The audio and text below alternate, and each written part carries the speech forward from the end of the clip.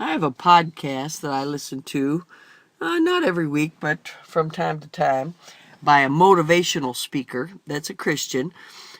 He's not, I won't tell you the name of him because he's not really a fundamentalist, but, he's got some good thoughts, and he comes in and helps football teams to work as a team. He'll come to your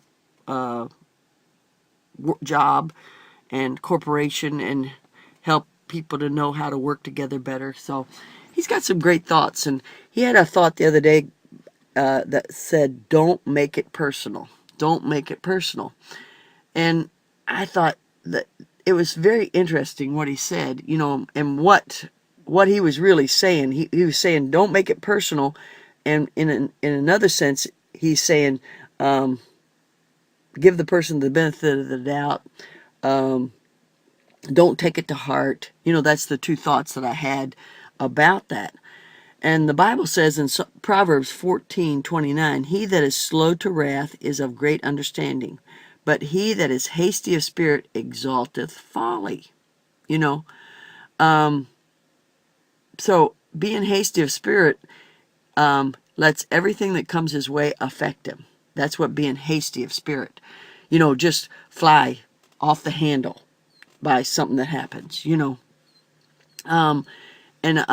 I thought of myself, and as I listened to that podcast, I thought, yeah, I'm not going to take this personal. I'm not going to say it's not all about me. And, as soon as I start thinking about something like this, something happens. So I went to a Walgreens to try to find something. And you know just about where the area that item's supposed to be. Do you relate to this? And so I go up and down the aisles trying to find the area where that certain item's supposed to be. And I could not find it. I mean, I looked for a good 5 minutes, I'm sure. And finally, I went to find a store clerk and I said, "Can you help me find such and such?" So she walks over, and I could tell it aggravated her a little bit because, it was an item that was kind of, should be easy to find.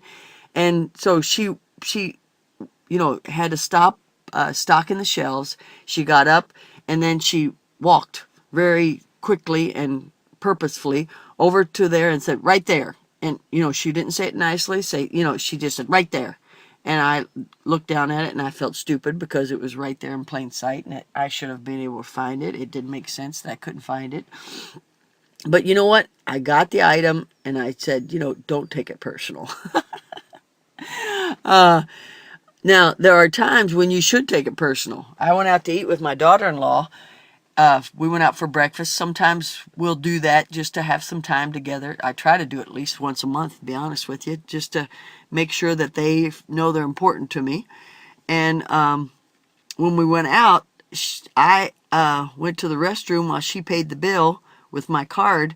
And while she was paying, then I finished the restroom and I came up there and I just signed the bill. And I thought she had it ready, so I just signed the bill and gave it back to him. And then we left. I don't know why, but the next day when I got up, I remembered, all of a sudden I thought, did I give that girl a tip? And I thought, I know that waitresses hardly make any money, and when I am at a breakfast restaurant, I ask people to give me come to my table and give me coffee at least 3 times, fill my cup up with coffee at least 3 times. And I thought, oh, how awful. How awful. Well, so I went to the restaurant, and that morning when I realized it, and I went up to her and I said, I got this check, that is this person here? And she said, she's over there. And I looked at that girl and she wasn't the waitress. And I said, well, I was here yesterday, but I can't remember what the waitress looked like that took care of me.